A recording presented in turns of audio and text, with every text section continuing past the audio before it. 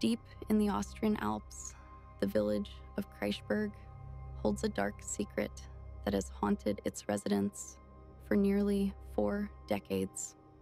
While many towns celebrate the tradition of Krampusnacht with festive parades and costumed revelry, the people of Kreisberg no longer dare to dress as the ancient holiday devil.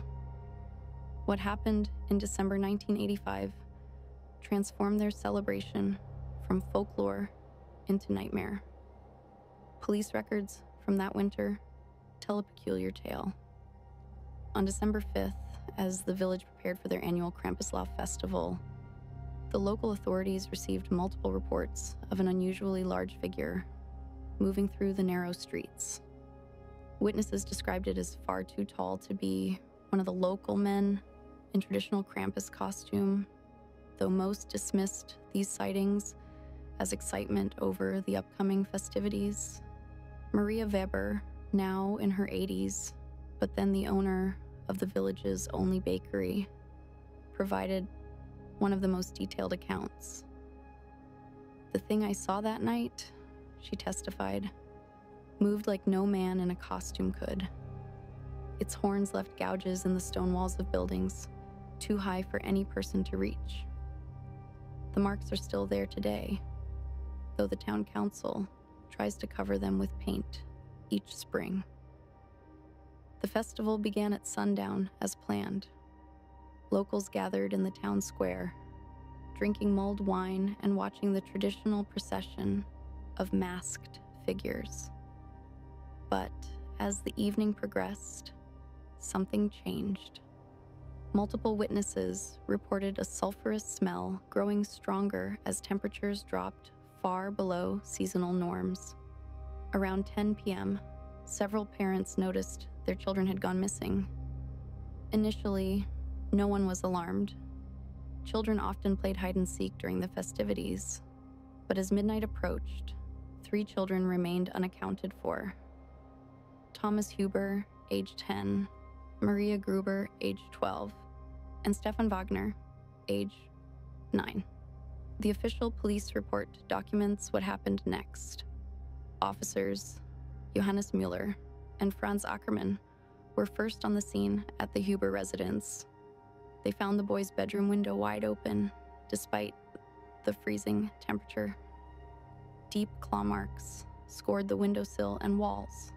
Most disturbing was a massive handprint seared into the glass, which subsequent analysis could not explain. Similar scenes awaited at the homes of the other missing children.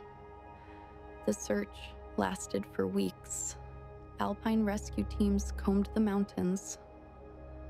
Police questioned every resident and visitor, but no trace of the children was ever found, except for one chilling detail. In each child's room, investigators discovered small piles of coal and birch twigs, items traditionally left by Krampus for misbehaving children. Local school records revealed that all 3 missing children had been disciplined repeatedly that year for serious misbehavior. Thomas Huber for stealing, Maria Gruber for chronic lying, and Stefan Wagner for bullying younger students. Perhaps most unsettling were the recordings from the village church's bell tower that night. While reviewing them for any clues about the disappearances, investigators discovered something unusual. Beneath the normal sounds of revelry and church bells, audio analysts isolated a different sound. What they described as inhuman breathing and the dragging of heavy chains, followed by what appeared to be children's voices crying out in ancient Alpine dialect. To this day, the case remains officially unsolved. The villagers of Kreisberg have abandoned their Krampusnacht celebrations, though they maintain a somber vigil every December 5th.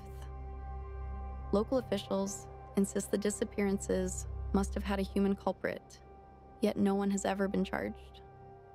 Strange incidents continue to occur each winter. Children report seeing burning eyes, watching through their windows on snowy nights. Deep claw marks appear mysteriously on the walls of homes where children have misbehaved.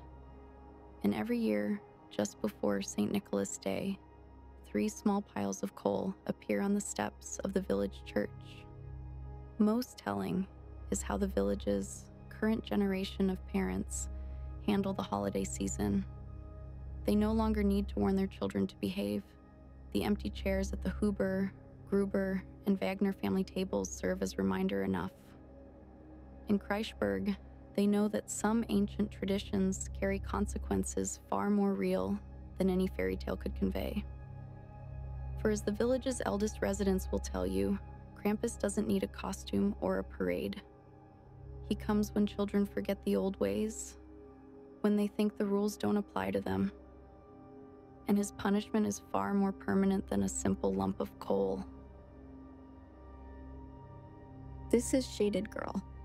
Thank you for watching. Please like and subscribe if you enjoyed this video.